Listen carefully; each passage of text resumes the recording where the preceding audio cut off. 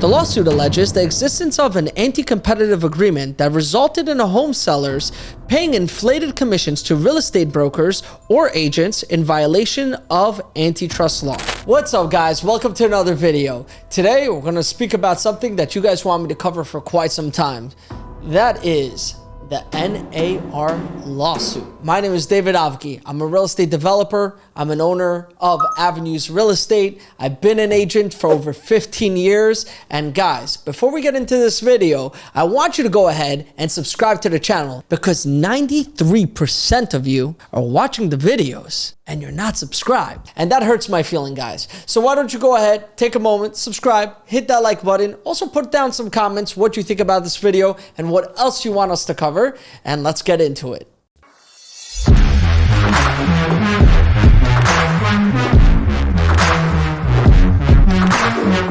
Okay, guys, so let's get into it because this lawsuit is going to affect homeowners, home buyers, seller agents, buying agents, the entire market of real estate. NAR, for those who don't know, is the National Association of Realtors. This lawsuit and this settlement is going to affect the market in many ways. But before we get into that, let's start talking about what a realtor really is. In the end of the day, we have to know the code of ethics and what actually comes with the actual job. So when you become a realtor, you actually have a higher code of standards. You have to actually adapt to what realtors are doing. You get access to so much more. And that comes with contracts, settlements, actually understanding market data, comps, and so much more things when you become a real estate agent. So this lawsuit had to do a lot with the MLS. You guys know your boy, David Avgi, #1 real estate agent in the world, we're getting there, is located in Manhattan and Brooklyn. Meaning I do a lot with the RLS, which is a whole different system, but universally, the MLS is what is actually used. So for us Manhattaners, the MLS seems like, why would we ever post on that?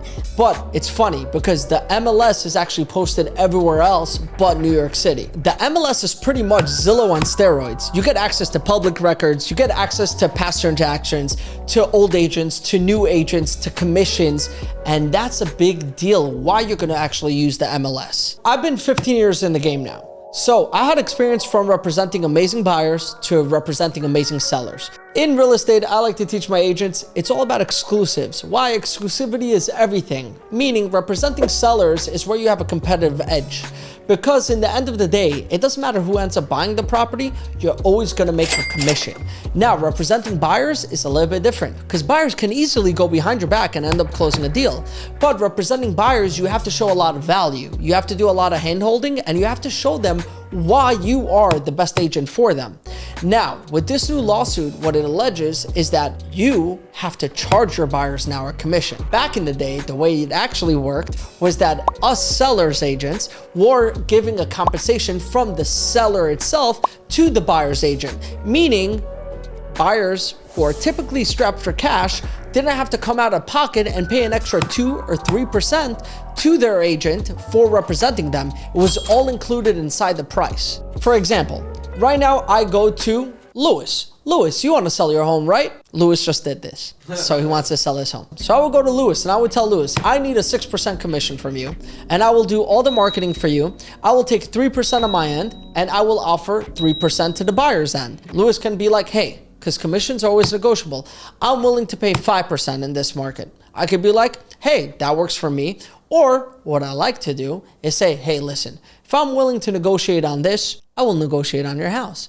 You might as well, you're paying for excellence, right? You're not paying for a bad agent. But nevertheless, commissions are always negotiable. And usually what ends up happening is I will split my commission with a buyer's agent. So I will take 3% and the person who brings the buyer to the table will take 3%. Now, there's also a thing called dual agency. Dual agency is if Lewis allows me to represent the buyer as well, I might actually have a buyer and then I'm entitled to 2 commissions. But because it's negotiable, Lewis might actually tell me, David, I know you're a rock star and I want you to make money. And I want you to sell my home. But if you bring the buyer and you're gonna make a lot more money, are you willing to take 1.5% or 2% less on actually selling my house? And I could be like, hey, Lewis, let's make an agreement like this. If I sell your house with an outside agent, we will split 6%, 3 and 3. But if I bring my own buyer, how does it sound that I will take 5% and you will get 1% deduction How does that sound, Lewis? I mean, cool.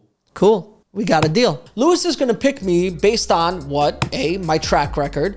B, also my experience in the area and experience inside the game. But another thing that's big is also how much available I am to him. Because if I'm not available to him and I'm barely picking up calls, then he thinks I might do a disservice to him. But let's get into the NAR lawsuit. So what the lawsuit is actually saying is that the MLS is actually requiring buyer's agents to have some type of commission on the MLS, meaning a seller agent can even list a buyer's commission of $1, but it has to be some type of monetary amount. And now what's leading to this issue? They're saying because that is offering that buyer's agents will have a form to steer their clients into different places because of financial incentives. For example, if Lewis is offering 2.5% and someone else is offering 1%, a buyer can say, hey, I'm not going to bring my buyer's agent to that 1% place. I'm going to make an extra 150%, taking him to these other listings where I'm actually getting paid 2.5%. Why would I ever bring them to a place where I'm getting paid 1%? And for you guys that don't really understand what it is, 1% is of the total sales price, which means if Lewis is selling a $10 million home and the commission is supposed to be $100,000 at 1%, if I take my buyer to a different place, I could potentially make $250,000. Don't you think that $150,000 of additional commission will steer a lot of buyers' agents a different way? Because from making 100 to 250, that's a big difference. If no more commission is offered to buyer's agent, then buyers will have to compete to actually represent their buyers. Agents will have to run out, do the most, and also in reflection to that, commissions will end up coming down because buyers will be like, hey, I feel comfortable paying 1%. I feel comfortable paying 1.5%. I have other agents that are willing to do it. And then the negotiations goes through the buyer's agent and the buyers, and ultimately commissions will pop down. The question truly is, will buyers actually want to pay buyer's agents? And how is this going to affect the market? Because I don't know if any of you guys actually worked with buyer's agents before. Listen, in New York City, we run into some amazing buyers that come in and they buy all cash and they're not strapped. But most buyers are strapped for cash. And a lot of buyers have just enough to get by to go ahead and buy their first homes. And there's so many people out there that do that. Is a buyer really going to want to pay me when he already has to put out a 10% down payment or a 20% down payment on the mortgage plus pay closing costs? Now, there's a few ways to pivot from that. It's called a concession. The NAR actually ended up making a settlement. They ended up settling for $418 million. Now, with that settlement, they offered a lot of changes. This is what's been offered. Nothing is set in stone just yet.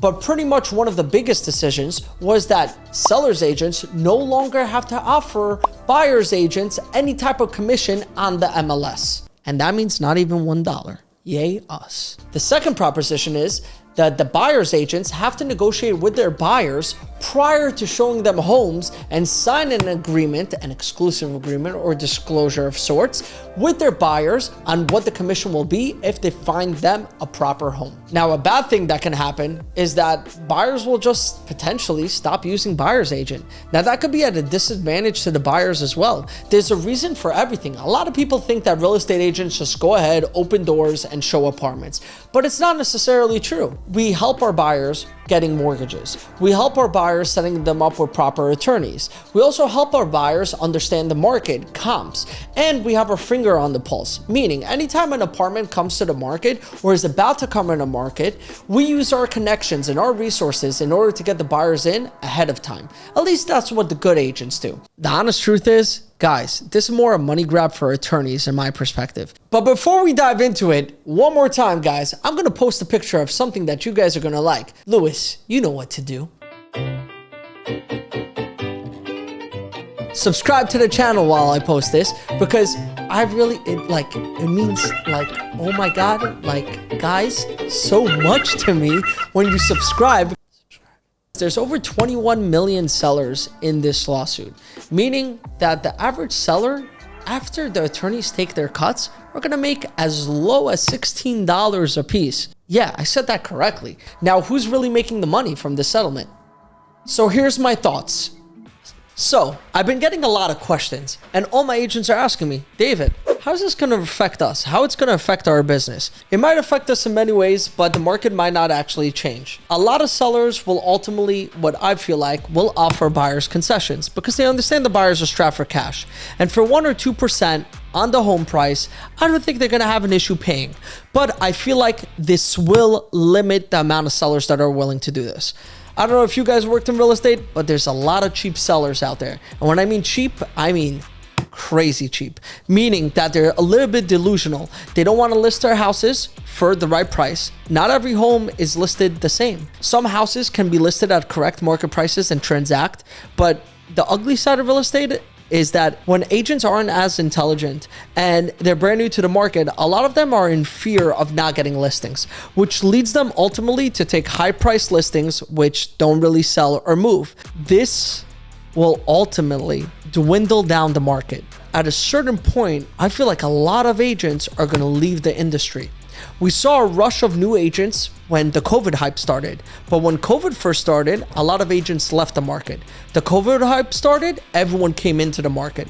Then what happened? Then interest rates went up and we saw a massive exodus of agents from the industry. And guess what's happening now? Things are transacting slower. And I don't mean just slower in sales, even slower in rentals. There's a massive correction that's on the brinks of happening right now. And a lot of agents might just say, quit. You know what? This isn't for me, which is a good and it's a bad. Good is less competition in the market, meaning top agents will only get bigger, but bad because anyone that wants to start in this business, which I love real estate. This has been my passion and I started from nothing. It's going to be very hard for them to get in. And that's also unfair to agents and to people that actually want a career in the real estate market. I guess we have to see where it goes. And from there, we're going to figure it out. Guys, I hope you enjoyed this video and I hope I gave you a little bit of an insight on exactly what's happening in the market. Don't forget to like, comment, and subscribe to the channel. Hit that bell button. I appreciate you guys so much. And if you want to see anything else, comment below and we'll start creating more videos for you guys. And I'll see you on the next one. Peace.